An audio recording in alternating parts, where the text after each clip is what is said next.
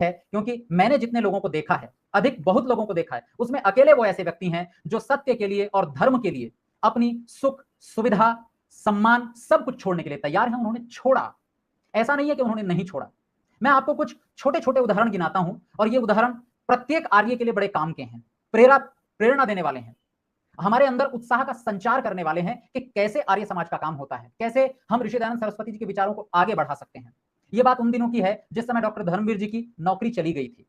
उन्हें कोई विद्यालय की तरफ से वेतन नहीं मिल रहा था, घर में दरिद्रता थी, गरीबी थी, पैसे नहीं हुआ करते थे। लेकिन इसी बात को ध्यान में रखते हुए अभी परोपकारिणी सभा के मंत्री हैं सत्यजीत जी, उनके पिताजी साधक जी हुआ करते थे। उन्होंने डॉक्टर धर्मवीर जी को अपने घर पर बुलाया यज्ञ करवाने के लिए, किसी उपलक्ष्य में कि यज्ञ करने के लिए आएंगे और दक्षिण आदि से इनकी कुछ सहायता हो जाएगी। डॉक्टर धर्मवीर जी गए यज्ञ करने के लिए और जब यज्ञ पूरा हो गया तो साधक जी ने उन्हें कुछ दक्षिणा दी।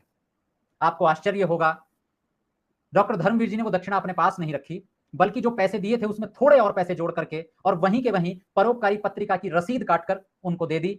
कुछ दिनों बाद परोपकारी पत्रिका उनके घर आने लगी। उन्हें आश्चर्य हुआ, कोई व्यक्ति आखिर ऐसा कर कैसे सकता है। अगर किसी व्यक्ति के पास पैसे नहीं है, घर में पैसों की तंगी है, अगले महीने का, इस महीने का राशन कैसे आएगा इसकी कोई व्यवस्था नहीं है, और उस व्यक्ति को अपनी दक्षिणा के लिए कुछ पैसे मिलते हैं और वो उन पैसों को परोपकारी पत्रिका की रसीद काट देते हैं। इतना बड़ा ऋषि दयानंद सरस्वती जी का प्रचारक कि परोपकारी पत्रिका को लोगों के घर घर पहुंचाने के लिए इतनी ललक लगी हुई है कि वो अपने घर के लिए पैसे, जबकि उन पैसों पर उनका पूरा अधिकार था। ऐसा नहीं है कि वो पैसे उनके नहीं थे, वो दक्षिणा उनकी थी, लेकिन वो उन्होंने नहीं रखी। ठीक इसी प्रकार की एक और घटना हुई जब डॉक्टर धर्मवीर जी कहीं यज्ञ कराकर वापस आ रहे थे। उन्हें जो दक्षिणा मिली, उस दक्षिणा को लेकर वापस आते हुए उन्होंने देखा रास्ते में एक संस्था पड़ती है जिसमें अनाथ बच्चों का पालन पोषण किया जाता है और वो ऋषि दयानंद सरस्वती जी के नाम से ही संस्था चलती है, अनाथालय है, वो रास्ते में ही पड़ती है। आते समय उन्होंने देखा एक बच्चा, जो बच्चा थोड़ा दुखी था, उस बच्चे के को दूध नहीं मिलता था। कारण ये कि वहां सामान्य भोजन तो सबको मिलता था, लेकिन दूध के लिए फीस, शुल्क जमा करना पड़ता था, और जिसका शुल्क जमा हो जाता था उसी को केवल दूध मिला करता था। बच्चे तो डॉक्टर धर्मवीर जी के घर में भी थे, 3-3 बेटियां थी, लेकिन उन्हें उस समय उस बच्चे पर इतनी दया आई, करुणा आई कि उन्होंने अपनी दक्षिणा निकाली और उस बच्चे के दूध के पैसे जमा कर दिए।